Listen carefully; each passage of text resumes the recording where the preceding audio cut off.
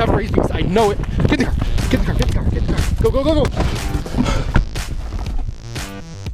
Oh, that escalated quickly.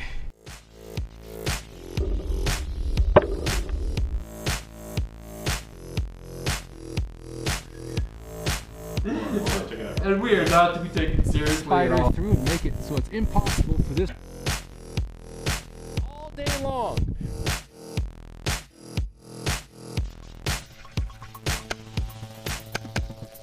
You're just wasting your time, man. Don't expect too much from us. Hi, and welcome to Bug Out Montana. Thanks for tuning in. So this episode is going to be quick, but it's also going to be a lot of fun, hopefully very informational. After this episode, we're going to try something new, but we're going to need some help from you. So if you could comment below and contribute to the next episode. So without any further ado, let's move. So what we wanted to talk about today was the 5 major elements that you would need. Now I say elements because this isn't something that the 5 major things that you would go to a grocery store or that you'd go to an outfitter and buy in order to sustain life. These are elements, these are ideas. So a lot of survival has to do with what you know in your brain before you go buy something, or even if you don't have something, what you can make in the woods. So let's start with number 1. Number 1 is food and water. Obviously food and water is very, very important. And if you're writing this down, it's not that you have water, depending on the location. Here in Montana, we have lots of streams, lakes, rivers. So it's not that we need the water, it's that we need clean water.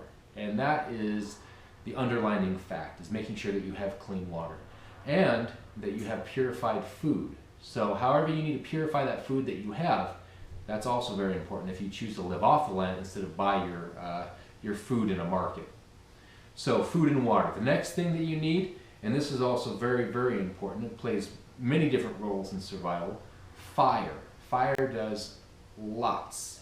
Not only is it a morale booster, but it also purifies items, it warms you, it comforts you, it does everything. So fire is also very, very important. And it's not that you go and buy yourself a lighter, it's not that you go and buy yourself a little fuel pack, it's that you know how to build a fire in a high stress scenario where you don't have a lot of time and you have the know-how to craft something that will allow you to build a fire. The next one is medical. Medical is so very important. Now I break medical into 3 different departments. First is what everybody understands to be the boo-boo kit, or the basic first aid kit.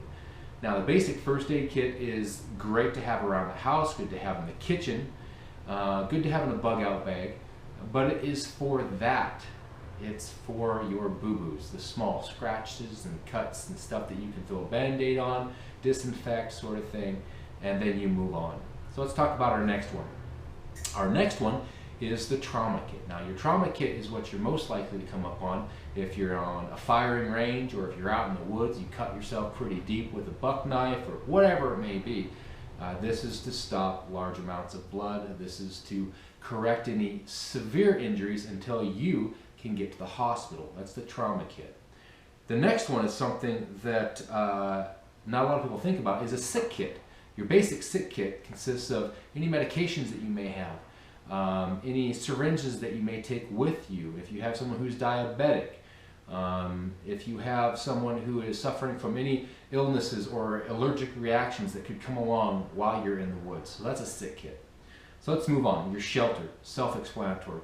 You need a shelter. We break shelters into 3 different categories. You have your emergency or your natural shelter, which is caves, trees that have fallen, stuff that you can get under and provide protection for the immediate first 5 minutes, if that's all you have. The next one is a short-term shelter. You're looking at tents, you're looking at lean-tos, something that will provide shelter for maybe 2 or 3 months, but not going into winter. Then you have a long-term shelter.